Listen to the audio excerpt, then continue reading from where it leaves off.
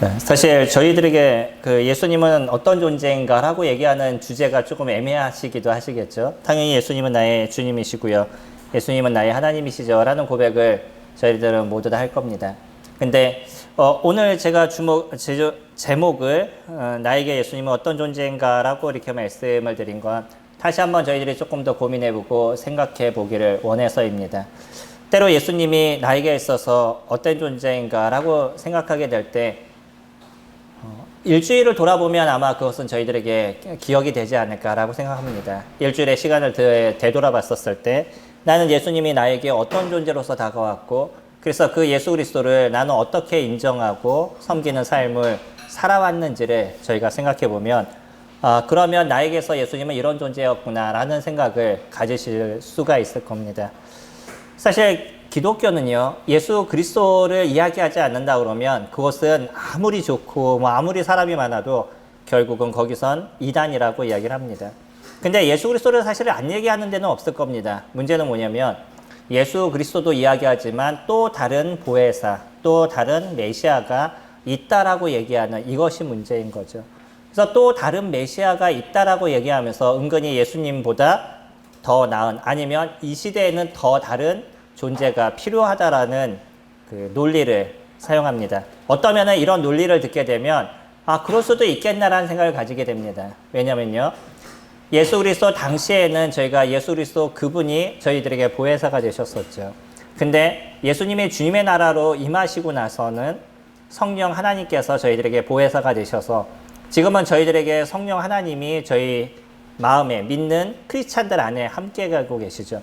그렇기 때문에 이제는 지금의 2000년대에는 또 다른 사람이 필요하다라는 논리를 피는 거예요. 이해되시나요? 그래서 예수님 외적으로 더 다른 어떤 분이 필요한 거다라고 얘기하는 이야기들을 하시는 분들이 있습니다. 하지만 오해하고 있는 겁니다. 저희들의 믿음은 오직 누구를 통해서만 이루어지는 것이냐면 예수 그리스도, 그분을 통해서만 저희들에게 이루어져 가는 것이죠. 그리고 더 중요한 건 뭐냐면 그 예수 그리스도가 우리들의 삶에서 어떻게 나타나는 인생을 저희가 살아가느냐, 이것이 중요한 겁니다.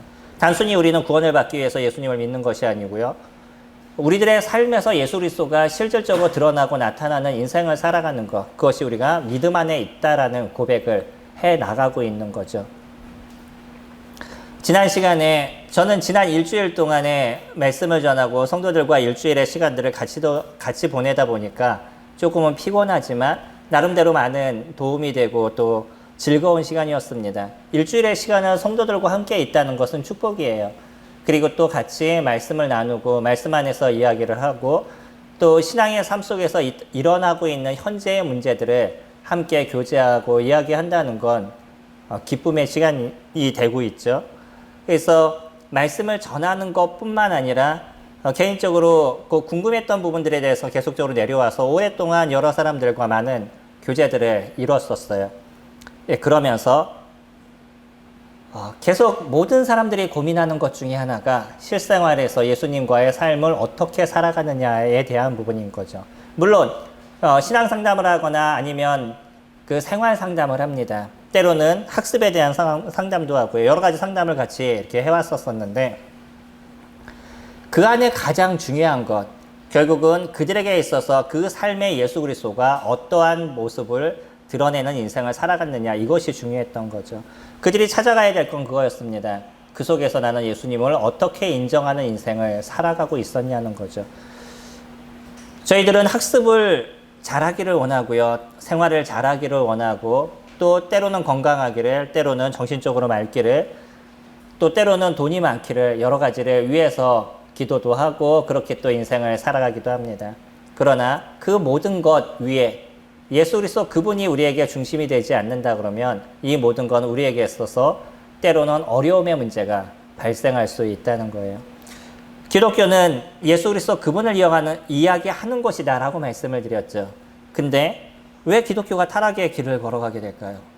왜 우리나라도 많은 기독교인들이 있음에도 불구하고 이 기독교가 그런 어려움의 문제를 나타내고 있냐는 거예요. 그거는 결국 교회의 문제이고요. 결국은 또 누구의 문제냐면 신자들의 문제가 되고 있는 거죠. 그 신자들이 모여서 교회를 이루어가고 있는 거기 때문에 그 신자들 각자가 갖고 있는 중심에서 무엇인가가 무너져 가고 있다는 겁니다. 다시 얘기하면 신자들 안에 예수 그리스도가 무너지고 신자들 안에 자기가 더 중심이 되는 모습들이 드러나기 때문일 겁니다. 교회라는 곳을, 교회를 저희가 찾지만 그 교회에서 예수 그리스도를 만나기 위한 것이 아니라 그 교회에서 나를 위로해 줄 것, 나에게 도움을 줄 것, 나에게 평안을 줄 것, 이것을 찾고 교회를 오다 보니까 하나님이 중심이 아니라 누가 중심이 되냐면 내가 중심이 되는 거예요. 아주 미묘한 차이를 있는 것 같지만 이거는 엄청난 차이를 갖고 있습니다. 내 인생에서 주인이 내가 되느냐 아니면 내 인생에서 주인이 예수 그리스도 그분이 되느냐라는 것을 결정하는 거죠. 예수 그리스도 그분이 우리에게 주인이 됐을 때 우리들의 삶의 모든 부분들을 저희는 주님 앞에 맡길 수가 있습니다. 인생의 삶은 사실은 넉넉하지 않은 부분들도 있어요. 내가 생각하고 내가 생각하는 대로 흘러가지 않는 부분들도 적지 않게 많이 있죠. 또 어떤 어려움의 문제가 발생하게 되면 그 어려움의 문제는 하나로 오는 것이 아니라 여러 개가 몰려서 오는 경우들도 많이 있죠. 우리나라 속담에도 그런 얘기 있잖아요. 복은 쌍으로 오지 않고 화는 홀로 오지 않는다라는 참 말을 잘 지은 것 같아요. 그리고 이렇게 생각해 보니까 진짜 좋은 거는 뭐 여러 개가 겹쳐서 오는 경우가 드물고요. 안 좋은 거는 여러 개가 겹쳐서 오는 경우가 많더라고요. 저도 집에 돌아오니까 어머님이 다리를 수술하셔야 되는 상황이 됐고 저희 장인어른은 지금 입원해 계시고 어저께 퇴원하셨는데 또 병원을 가셔야 되고 또 처남댁은 그 젊은 나이에 풍이 돼서 좀 반쪽이 좀 문제가 생기는 뭐 여러 가지 문제가 집안에서 막 이렇게 발생이 됐어요. 내일부터는 그 일을 또 처리하기 위해서 여러 가지 또 일들을 고민하고 해야 될 부분들이 있는데 그렇습니다. 이게 우리가 인생을 살아가는 삶의 모습이에요. 그러기 때문에 그것이 나로 하여금 왜 주님은 나에게 이런 걸 주시나요? 라는 것이 아니라 그러기 때문에 나는 무엇을 하는 것이냐면 예수 그리스도 그분을 의지하게 되는 거죠. 제가 할 수 있는 것이 무엇이겠어요?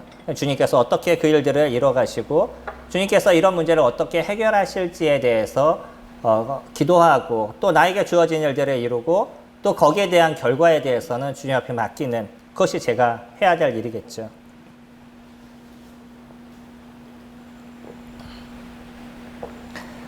이런 일들이 크고 작은 일들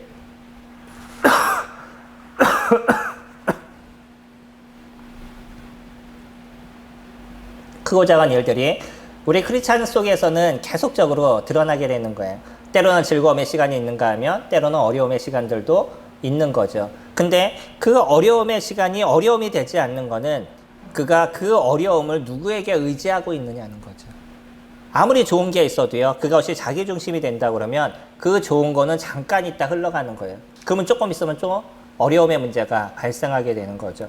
계속적으로 이 롤러코스터를 타듯이 저희가 올라갈 때가 있으면 내려갈 때가 있는 게 인생의 모습이라 좋을 때도 있고 안 좋을 때도 있는 이런 문제는 계속적으로 저희들에게 발생한다는 거예요. 근데 그 발생하는 문제에서 어떻게 그것을 받아들이냐의 문제는 완전히 다른 문제를 저희가 가지고 있습니다. 저희 오늘 요한복음 말씀 같이 살펴볼 것입니다. 요한복음 1장 29절부터 34절까지입니다. 저희 한 절씩 같이 교독하도록 하겠습니다. 29절부터입니다. 이튿날 요한이 예수께서 자기에게 나오심을 보고 이르되 보라 세상죄를 지고 가는 하나님의 어린 양이로다.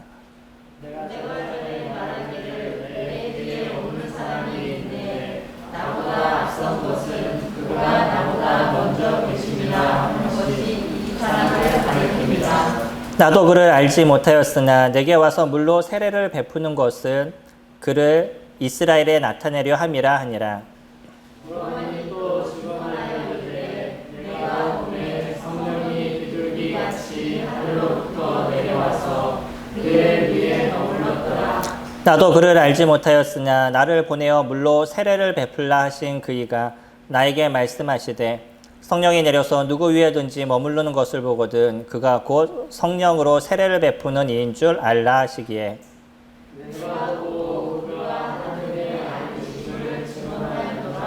우리는 계속적으로 침례 요한에 하고 있는 이야기를 봅니다. 침례 요한의 이야기 또 침례 요한이 어떤 것을 했는지에 대해서 지난주를 이어서 같이 저희들이 살펴보고 있죠. 근데 침례 요한의 한 사건, 그가 하고 있는 이야기 속에서 우리는 그가 이야기하는 주체, 예수 그리스도에 대한 것을 살펴볼 수 있는 거죠. 침례 요한은요, 아침에 예수님이 자기에게 나아오심을 보며 자기 옆에 있는 사람들에게 이렇게 표현했습니다. 보라, 세상 죄를 지고 가는 하나님의 어린 양이로다.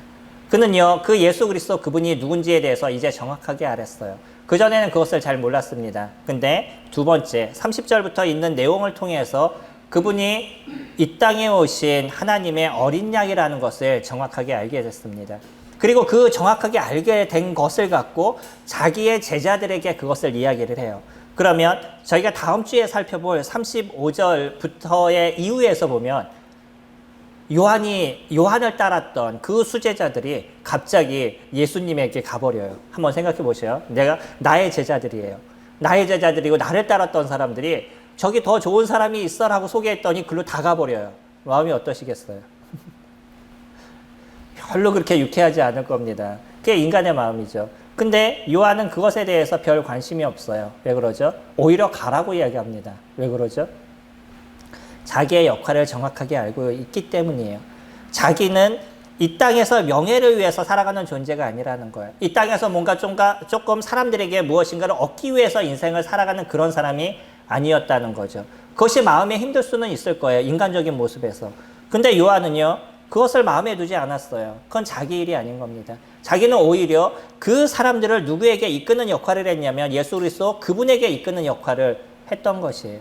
그래서 나의 제자라 할지라도 나의 제자들이 바른 것을 찾아가고 그들이 바른 것에 거하는 삶을 산다 그러면 그것으로서 충분한 마음을 갖고 있었던 게 침례 요한의 모습이었던 거죠. 이게 예수 그리스도를 인정하는 사람의 모습이에요. 요한은요, 예수를 그렇게 표현하십니다. 세상 죄를 지고 가는 하나님의 어린 양이다라고 표현해요.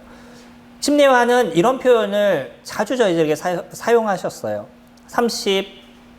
36절에도 그렇게 표현하시죠. 예수께서 건의심을 보고 말하되 보라 하나님의 어린 양이로다. 그는요, 예수 그리스도를 표현할 때 어린 양이라는 표현을 자주 쓰게 됩니다. 어떤 면에서 저희가 볼 때 어린 양은요, 작은 데다가 순진한 것을 이렇게 보니까 예쁘다, 뭐 이런 느낌을 저희들이 받는 부분들도 없지 않아 있겠죠. 근데 이스라엘이 생각하는 어린 양은 우리가 생각하는 개념의 어린 양과 조금 다르다는 것을 저희들이 알 수 있죠. 이스라엘에게 있어서 어린 양은 주로 제물로서 드려졌던 모습입니다. 예쁘고 순수한 것처럼 보이지만 그 어린 양은요, 인간을 대신해서 대신 죽음을 당하는 일을 그가 이뤄왔던 것이죠. 첫 번째, 이 어린 양에 대한 모습을 저희들이 살펴볼 수 있는 건 어디죠? 출애굽기에서 애굽에서부터 이스라엘을 데리고 나올 때 10가지 재앙 중 그 마지막 재앙을 이루는 유월절이 처음 제정되는 그런 모습 속에 등장하는 것이 어린 양이었었어요. 이 어린 양을 죽여서 그 어린 양의 피를 좌우 문설주에 바르고요. 나머지 고기는 그 안에서 그들이 다 먹었습니다. 이들은 그냥 한 게 아무것도 없었어요. 애굽 사람과 달랐던 것은 애굽 사람이고 얘네들은 이스라엘 사람이기 때문에 이스라엘 사람들은 구원하고 애굽 사람들은 버린 것이 아니었다는 거예요. 저희들이 그때 모습을 잘 생각해 볼 필요가 있는 거죠. 10가지 재앙을 내리실 때 단지 너희들은 애굽 사람이니까 장자를 죽이겠고 이스라엘 사람이니까 장자를 살려줄 거야, 그렇게 얘기하신 게 아니고요. 이스라엘 사람들이 해야 될 그 한 가지를 얘기하셨죠. 그게 뭐죠? 좌우 문설주에 그 어린 양의 피로 바르는 거였었어요. 만약에 그 안에 애굽 사람들이 그 얘기를 듣고 그래요, 나도 그렇게 하겠어요, 나도 하나님의 말씀을 들을 거야 라고 얘기하고 그 안에 있었다 그러면 아마 애굽 사람들도 살았을 겁니다. 물론 성경에는 등장하지 않지만요. 중요한 건 뭐였냐면 하나님의 말씀을 듣고 그들이 그 피를 좌우 문설주에 바르고 그 안에서 대기하고 있는 거였어요. 이스라엘 사람들은 대부분이 하나님의 말씀을 듣고 대기하고 있었습니다. 그래서 거기 있는 사람들은 다 살림을 받았죠. 그러나 애굽 사람들은요, 도대체 이스라엘 사람들이 하고 있는 저 퍼포먼스가 뭔가 싶어가지고 한번 생각해 보셔요. 갑자기 양을 잡아가지고 양의 피를 받아서 그걸 갖다 문에다 발라요. 어떻게 느껴지시겠어요? 얘네들이 미쳤나? 뭐 이런 생각이 들지 않겠어요? 근데 그렇게 하고 하루가 지났는데 집안에 장자가 죽음을 당했어요. 그들이 얘기했던 그대로 그것이 이루어지게 된 거죠. 그 어린 양은요, 이스라엘 사람들을 살리는 역할을 담당하게 되죠. 이거는 대대로 이스라엘 사람들이 고민하고 생각하게 되는 문제가 나타나게 됩니다. 그 유월절의 어린 양처럼 예수 그리스도 그분이 이 땅에 오셨다라고 얘기합니다. 유월절 어린 양이 되셨다라는 표현을 쓰고 있죠. 예수 그리스도 그분은요, 어린 양과 같이 사람들을 살리는 일을 위해서 이 땅에 내려오시게 됐죠. 레위기 4장에서 보면요, 저희 잠깐 살펴볼까요? 레위기 4장 말씀 보시면 이스라엘 사람들에게 주어지는 그런 율법을 설명하실 때 레위기 4장엔 평민들에 대한 부분들을 이야기하십니다. 4장 32절 말씀 보시면 그가 만일 어린 양을 속죄 제물로 가져오려거든 흠없는 암컷을 끌어다가 그 속죄제 제물의 머리에 안수하고 번제물을 잡는 곳에서 속죄 제물로 잡을 것이요 제사장은 그 속죄 제물의 피를 손가락으로 치고 번제단 뿔들에 바르고 그 피는 전부 제단 밑에 쏟고 그 모든 기름을 화목제 어린 양의 기름을 떼낸 것 같이 떼내어 제단 위 여호와의 화제물 위에서 불사를 지니 이같이 제사장이 그가 범한 죄에 대하여 그를 위하여 속죄한즉 그가 사함을 받으니라. 이스라엘 사람들은 한 가지 그들의 죄에 대한 문제를 해결할 길을 알려줬습니다. 그건 뭐냐면 그들이 죄를 지면 어린 양을 데려오는 거예요. 어린 양이 될 수도 있고 다른 짐승이 될 수도 있는데 주로 대표적인 짐승을 어린 양으로 얘기를 하죠. 이 어린 양을 데리고 왔습니다. 그리고요, 그 데리고 온 사람이 그 손으로 어린 양 위에다 안수를 하게 돼요. 그러면 내가 갖고 있었던 죄가 이 어린 양에게 전이가 되었다는 것을 알려주죠. 그리고 나서 그 어린 양을 잡습니다. 그 피를 내려서 그 피를 뿌리고요, 그 양을 불태워버려요. 이것을 통해서 내가 죽지 않아도 나를 대신해서 그 어린 양이 죽는다는 것을, 나의 죄를 이 어린 양이 대신 해결해 준다는 것을 하나님께서 보여주셨어요. 사실 이거는요,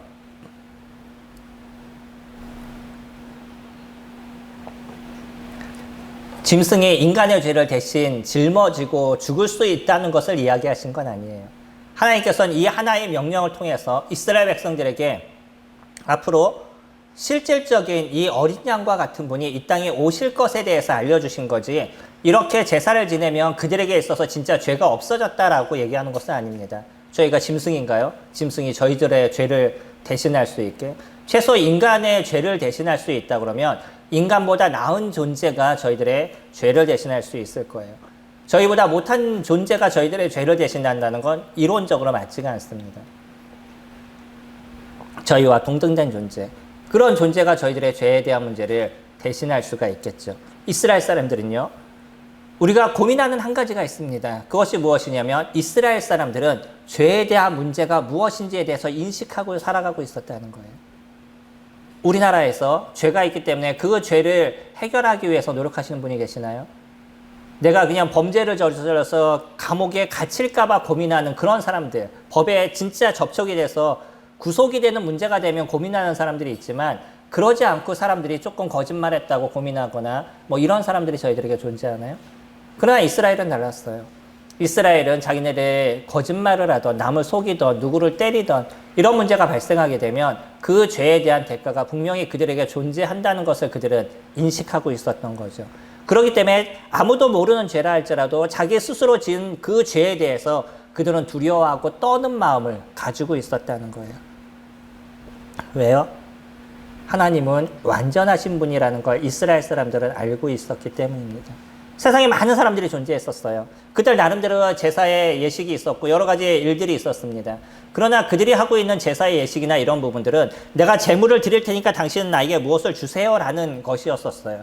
저희 나라의 옛날 우화 속에서도 많이 등장하고 있는 뭐 심청전이나 이런 것을 보면, 심청이가 바다에 빠지니까 누구의 눈을 띄워준다고요? 아빠의 눈을 띄워준다는 거죠. 어떤 한 사람이 나를 먼저 드리니까 신은 무엇인가를 도와주겠다는 개념인 거죠. 대부분의 개념은 그런 겁니다. 근데요, 이스라엘의 제사의 개념은 좀 달랐어요. 뭐냐면 내가 죄를 지었기 때문에 그 죄에 대한 대가로 제물을 드렸다는 거예요. 내가 이런 제물을 드리면 신이 내가 지은 그 죄에 대해서 용서해 줬다는 거죠. 그리고 그 죄에 대한 문제가 해결되면 내가 인생을 살아가는 데 있어서 꺼리낌이 없어지는 거예요. 이게 이스라엘과 다른 나라의 차이였던 거죠. 이거는 이스라엘 사람들로 인해서 하나님 앞에서는 거룩한 존재가 되어야 되는 것. 하나님과 함께 살기 위해선 이 죄에 대한 문제가 해결되어야 된다는 것을 그들로 알려주었던 것이죠. 지금의 시대의 문제도요. 사람들의 마음 가운데 양심이라는 것이 있습니다. 이것이 인간이 갖고 있는 모습이에요. 의 차이는 인간은 양심이 있느냐, 양심이 없느냐의 차이인 거죠. 요즘 시대의 사람들의 문제가 무엇이겠어요? 양심이 없는 거예요. 무엇인가 선과 악을 가르고 진정한 선에 대한 부분을 생각하는 사람들이 점점 줄어들어가고 있다는 거예요. 시대는 점점 발달하고 있습니다. 어쩌면 옛날에는 더 많은 죄를 지은 사람들이 있었는데 지금은 죄를 짓는 사람들이 더 없는 것처럼 보이지만 그러나 숨겨져 있는 죄는 엄청난 죄들을 껴안고 살아가고 있는 거예요. 우리나라 사람들은 세계에서 조금 특별한 사람으로 드러나고 있습니다. 브라질은요, 제가 봤던 하나의 동영상을 보면 버스가 서 있는데 그 버스의 안에서 어떤 사람이 핸드폰을 이렇게 보고 있어요. 근데 어떤 청년이 뒤로 이렇게 살짝 돌아서 점프를 뛰어가지고 창문에 열려 있는데 손을 집어넣어서 보고 있는 핸드폰을 잡아가지고 도망을 가요. 이해되셔요? 한국에서도 이런 모습 보신 적 있으셔요? 한국은 불가능합니다. 그 핸드폰 하나 때문에 인생을 망쳐요. 그러니까 사람들은 안 해요. 근데 다른 나라들은요, 지갑을 들고 다니거나 돈을 들고 다닐 땐 이게 없어지는 게 비일비재하게 나타난다는 거예요. 그리고 그것에 대해서 경찰에 가가지고 내가 이런 거 잊어버렸습니다 얘기를 해도 너무 많은 사람들이 잊어버리니까 이거를 찾아주기가 쉽지가 않아요. 근데 우리나라는요, 카페에서 노트북을 쓰다가 그냥 놓고 나갈 수 있는 거의 유일한 나라가 우리나라예요. 외국에서는 이해를 하지 못해요. 어떻게 카페에서 그 비싼 노트북을 쓰다가 놓고 나갈 수 있냐는 거예요. 이거 불안해서. 우리는 신경을 쓰지 않아요. 그리고 다녀요. 왜 그러죠? 예, CCTV가 너무 잘 돼 있어서. 우리가 양심적으로 좋아서가 아닙니다. 그 나라 사람들이 우리나라 사람들을 얘기할 때 그런 표현을 써요. 한국 사람은 참 양심적이고 남의 것을 신경을 안 써서 그런다라고 얘기하지만 우리나라가 한 10년 전, 20년 전에 그랬나요? 안 그래요. 제가 예전에 여기 도서실 다닐 때요. 그때 다닐 때 노트북을 못 갖고 다녔어요. 왜냐면 노트북을 놓고 다니면 없어졌으니까, 그때 당시에. 근데 지금은요, 너무나 많은 CCTV가 잘 되어져 있고 또 경찰들이 또 잘 잡아요. 그러다 보니까 사람들이 안 훔쳐갈 뿐인 거예요. 우리들의 양심이 깨끗해진 건 아닙니다. 하나 조금 좋아진 건 있어요. 뭐냐면 옛날에는 돈이 없으니까 그런 거라도 훔쳐서 내가 쓰고 싶었지만 이제는 좀 살만해졌어요. 그러니까 굳이 그거 하나 훔쳐가지고 내가 감옥에 가느니 아싸리 안 한다라는 생각을 사람들이 갖고 있는 거죠. 어쨌든 우리나라는요, 다른 나라보다 살기가 참 좋아진 나라입니다. 그러나 그렇다라고 해서 우리나라 사람들의 양심이 좋아졌냐? 그러지 않는다는 거예요. 오히려 숨겨져 있는 곳에선 더한 악이 우리 가운데 잠재되어져 있어요. 엠번방이라는 얘기 들어보셨죠? 그 숨겨져 있는 곳은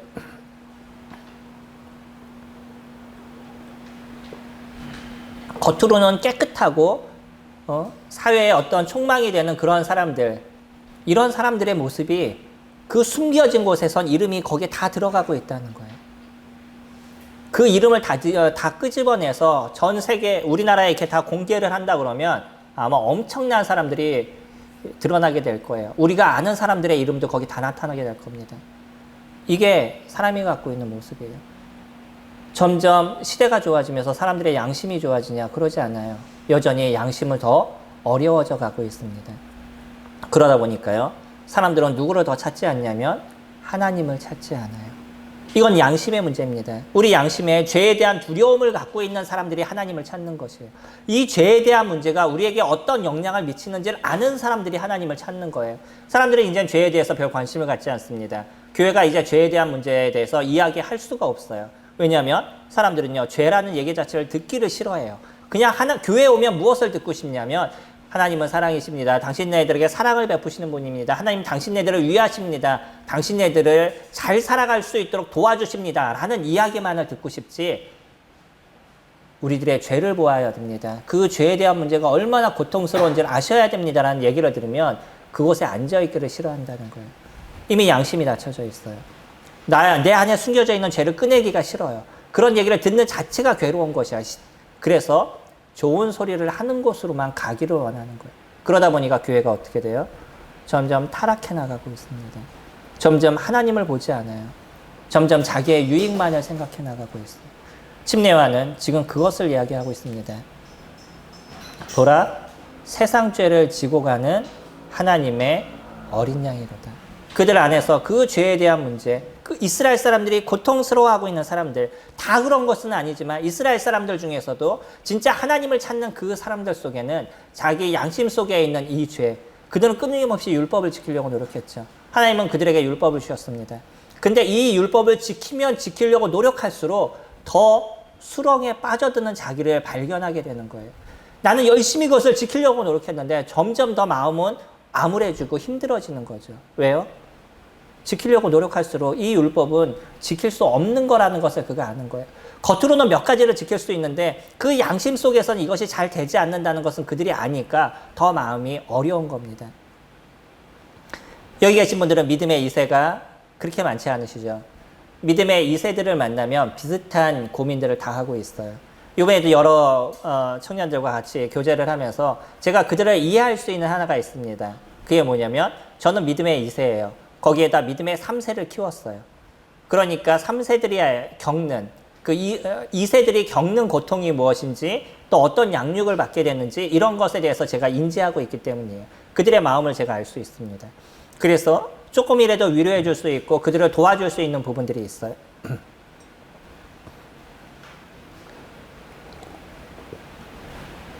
2세들이 겪는 많은 어려움 중에 공통적인 그 하나는 뭐냐면 어릴 때부터 이 죄로 인해서 지옥에 간다는 것, 그렇기 때문에 이 죄를 해결해야 된다는 그 강박관념이에요.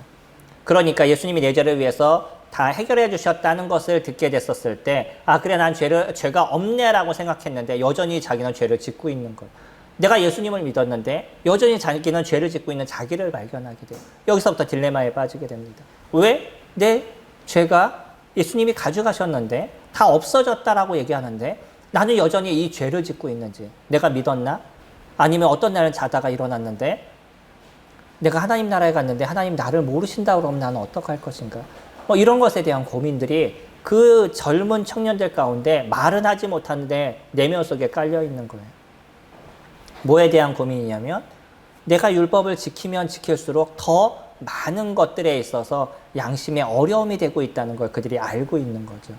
조금 더 성경적으로 그 부분에 대해서 이야기를 해줬습니다.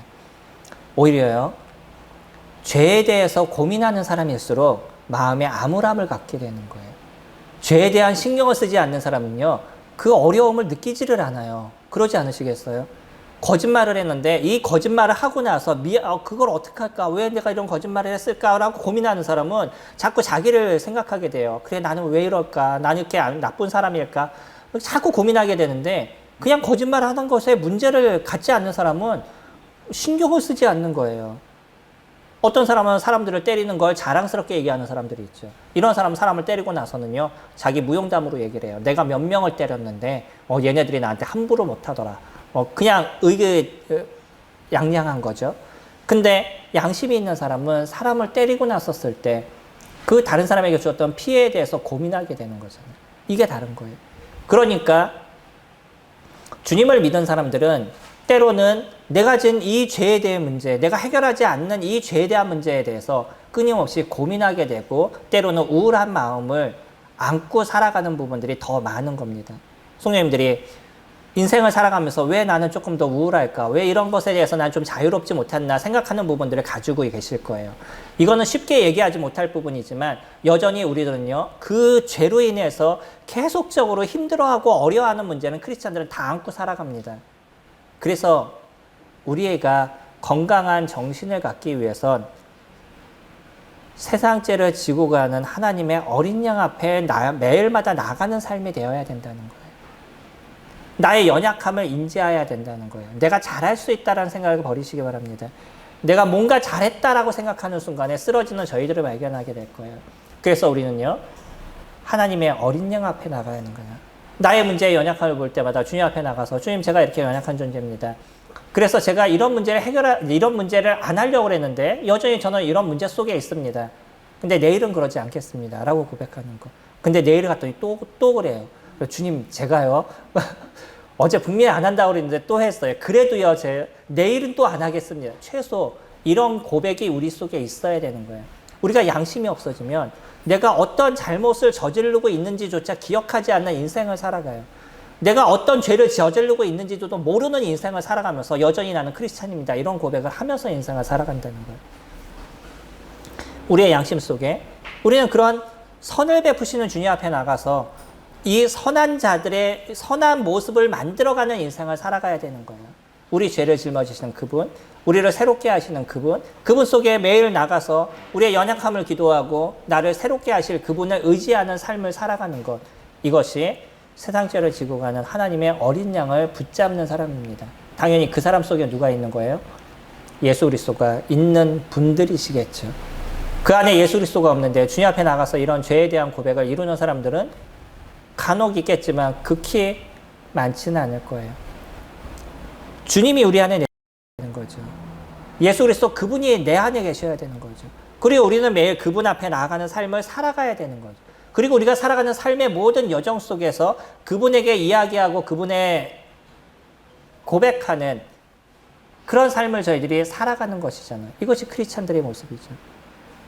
주님을 믿었을 때 한동안은 이 죄의 문제가 해결되지 않는 것 같은 여전히 죄를 짓는 자신의 어떤 연약함에 대해서 울부짖으면서 주님 앞에 기도하는 그런 시간들을 모든 크리스찬은 가질 수밖에 없어요.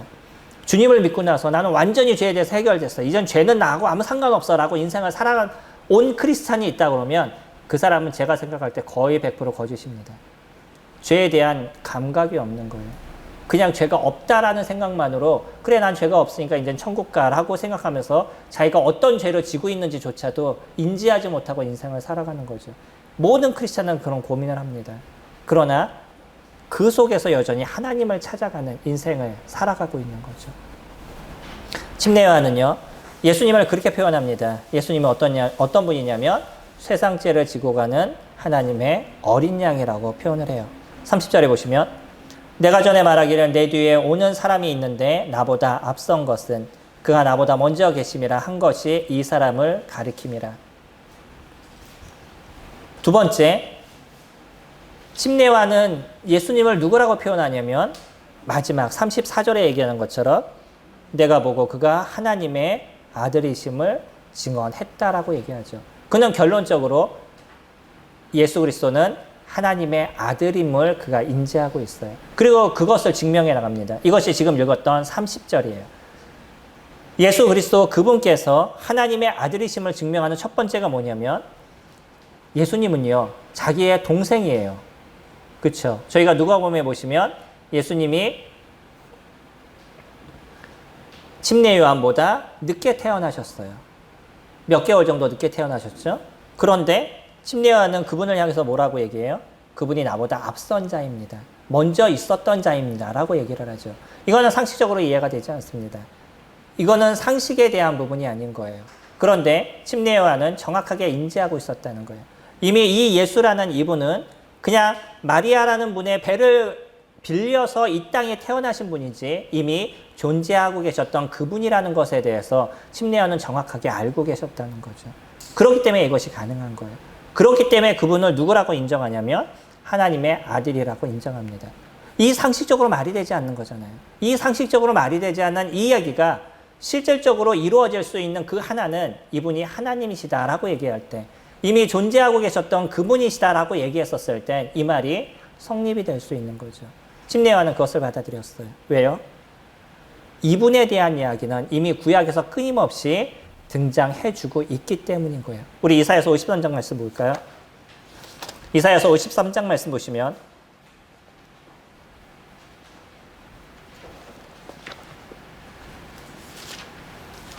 저희들이 잘 알고 있는 예수 그리스도에 대한 이야기, 종의 노래라고 보통 표현하는 예수 그리스도에 대한 이야기를 해주고 있죠. 53장 7절에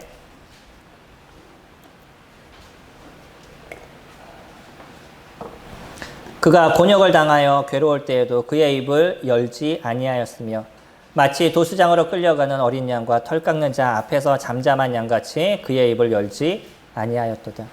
십자가에서 죽으실 그분의 모습을 그대로 잘 표현해주고 있는 게 이사야서 53장에 대한 얘기죠. 이럴 분이 이 땅에 오실 것에 대해서 얘기를 했어요. 이 예언은 끊임없이 이루어져 나온 것이에요. 많은 사람들은 그 메시아를 기다리는 인생을 살아가고 있었는데 그 메시아가 이 땅에 오실 그 메시아, 하나님의 아들이신 그분이 누구라고 침례요한은 알고 있었냐면 예수 그리스도 그분이신 걸 정확하게 인지하고 있었던 거죠.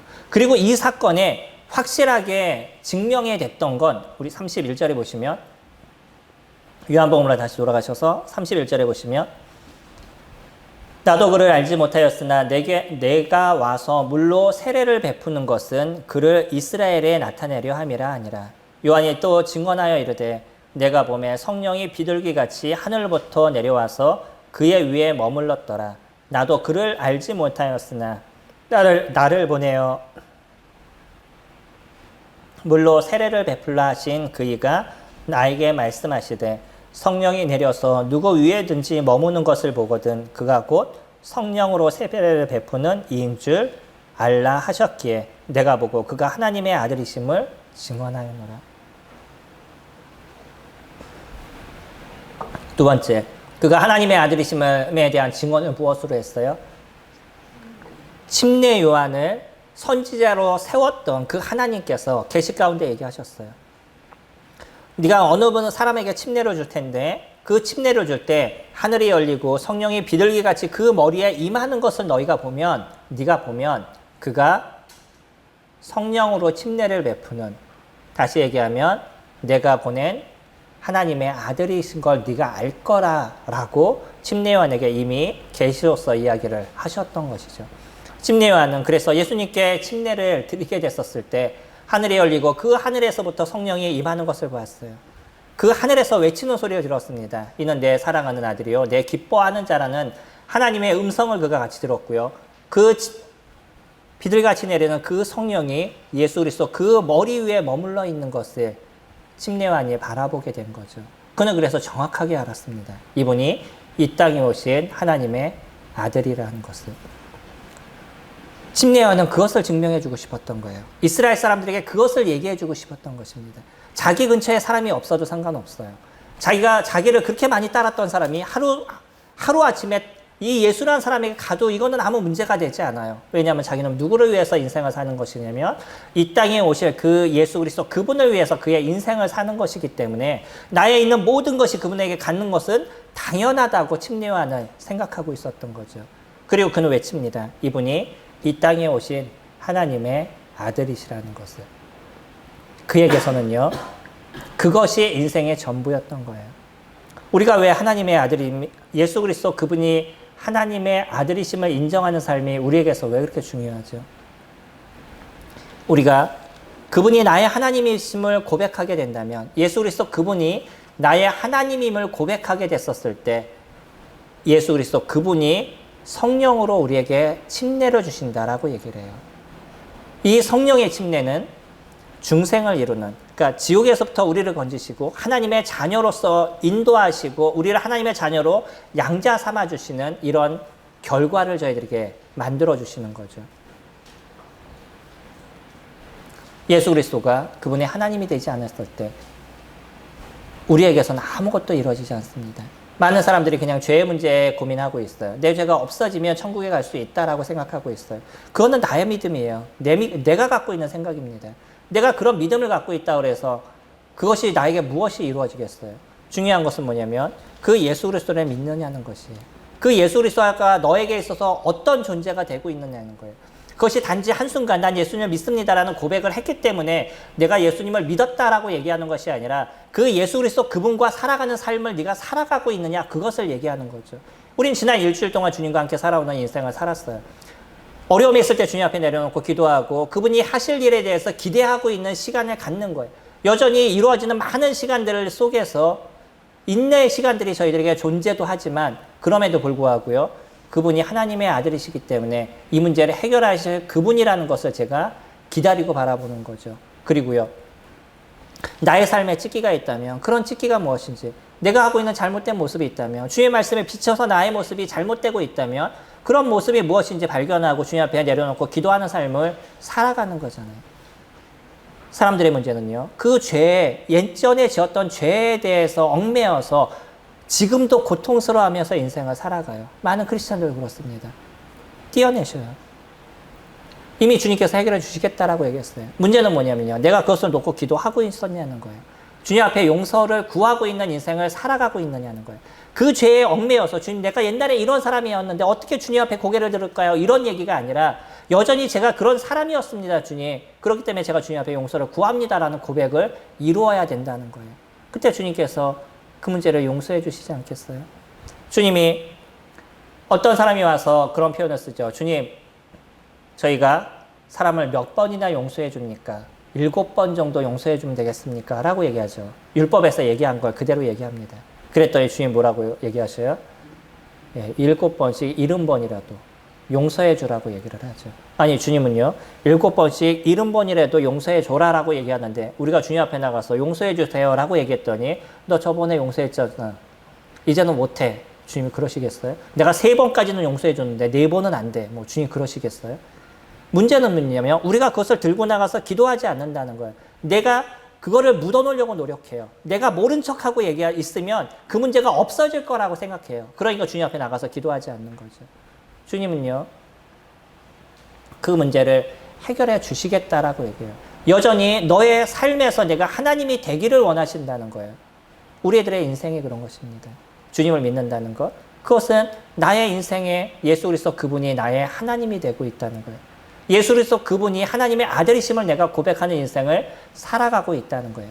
그렇기 때문에 내가 주님을 믿었으니까 나에게 무엇을 해주세요, 이것이 아니라 내 삶에 주님과 함께하는 인생을 살아가겠습니다라는 고백. 심리완이 자신의 모든 것을 다 주님 앞에 드려도 여전히 그것에 대해서 아무런 마음에 아픔이 없는 것처럼 우리들의 인생의 모든 것을 주님 앞에 드리겠습니다라는 고백을 자연스럽게 이룰 수 있는 것, 그것이 우리가 예수 그리스도를 인정하는 삶을 살아가는 것이죠. 근데 놀라운 거는요, 그렇게 우리가 주님 앞에 모든 것을 내려놓는 인생을 살게 됐을 때 그 이상의 풍성함을 채워가시는 것이 주님의 모습이잖아요. 저희들의 욥기를 봅니다. 욥기를 보면 욥이요, 그렇게 당대에 이 사람처럼 좋은 사람이 없었다라고 주님께서 인정한 사람이에요. 세상에 있는 모든 사람들 중에 가장 좋은 사람이 욥이다라고 주님께서 친히 말씀하신 사람이에요. 하나님께서. 그런데도요, 그에게는 무슨 문제가 있었죠? 여전히 자기의 의를 끌어안고 살아가는 모습이 욥에게도 있었어요. 나름대로 그는 자기가 잘하고 있다라고 생각하고 있었던 그 일만의 그 자기중심적인 것을 갖고 있었던 거죠. 주님 그것을 드러내셨습니다. 그가 갖고 있는 모든 물질을 없애고요, 그의 식구들의 모든 것을 다 없애고 이제 그 몸까지 다 고통스럽게 만드는 그 아픔을 그가 경험했었어요. 그리고 나서 실질적으로 그가 하나님을 맞대게 됐었을 때 여전히 자기가 자기의 물질을 의지하고 있었다는 것, 여전히 그가 자신의 의를 의지하고 있었다는 것을 그가 바라보게 되고, 그리고 주님 앞에 제가 주님 앞에 어떤 얘기도 할 수 없습니다라는 고백을 이루게 되죠. 마지막에 욥이 했던 얘기 기억나시죠?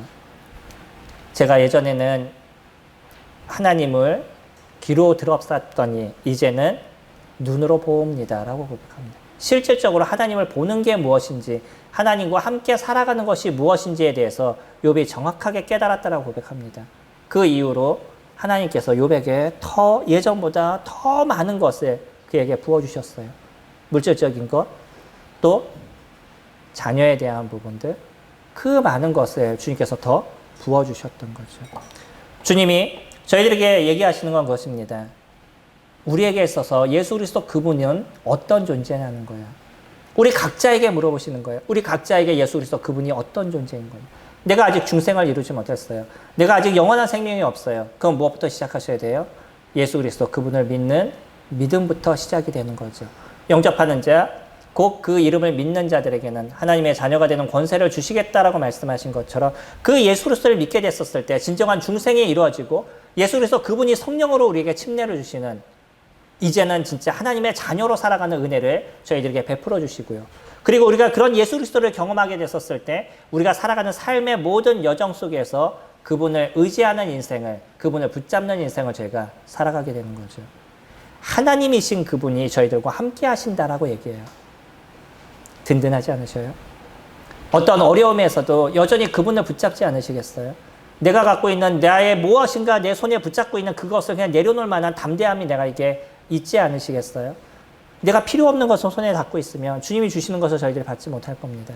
근데 그것을 내려놓고 전능하신 하나님 앞에 저희들의 마음을, 저희들의 삶을 드리는 시간들이 되게 됐었을 때 주님께서 더 놀랍고 큰 것을 저희들에게 베풀어 주실 거예요.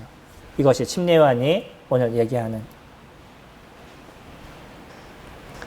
너희들에게 예수님은 어떤 존재냐라고 저희들에게 질문해 주고 계시는 거죠. 예수 그리스도 그분이 우리 각자의 삶의 진정한 하나님의 아들로서 우리 삶 속에 매일 나타나는 진정한 하나님으로서 드러나시는 저와 성도님들이 되시기를 소망합니다. 기도하겠습니다.